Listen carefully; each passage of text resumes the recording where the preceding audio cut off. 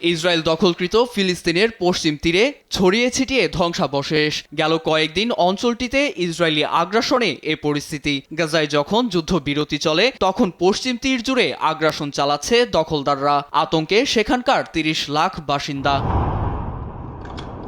বুধবারও আইডিএফের বিমান হামলায় ঝরে ফিলিস্তিনিদের রক্ত। শরণার্থী শিবির জেনিনে তাণ্ডবের আতঙ্ক না কাটতেই তামুন শহরে হামলায় এ হতাহত ঘটে।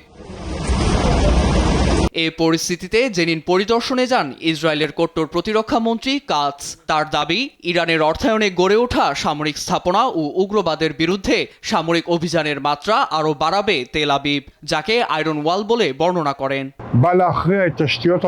ইরানের অর্থায়নে যেসব সামরিক স্থাপনা আছে তা আমরা গুড়িয়ে দেব। এই অভিযান চলবে। জেনিনির শরণার্থী শিবির আগের অবস্থায় ফিরবে না। অভিযান শেষে আমাদের সেনারা এখানেই থাকবে। ফিলিস্তিনিদের রীতিমতো উচ্ছেদে ব্যস্ত আইডিএফ। টার্গেট করা হচ্ছে আবাসিক স্থাপনা। কোণঠাসা করতে পানির উৎস, বিদ্যুৎ সহ যোগাযোগ খাতগুলো ধ্বংস করে দেওয়া হচ্ছে। সেনারা আমাদের তাড়িয়ে দিচ্ছে। থাকতে চেয়েছিলাম, কিন্তু অভিযানের পঞ্চম দিন আমাকে যেতে বাধ্য করেছে।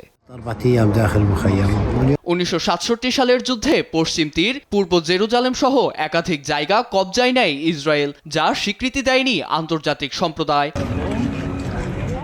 নীরব দাস, নিউজ ডেস্ক, দেশ টিভি।